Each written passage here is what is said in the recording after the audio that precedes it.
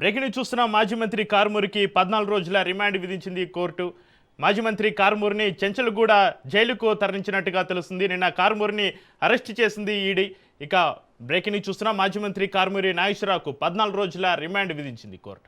Nampally court ఇక నిన్న కారుమూరిని ED అధికారులు అరెస్ట్ చేయడం జరగగా తాజాగా కోర్టుకు రిమాండ్ విధించింది. దీంతో కారుమూరిని చెంచల్గూడ జైలుకు తరలించారు. ఈ కేసులో ఈడీ దర్యాప్తు ఇంకా కొనసాగుతోంది.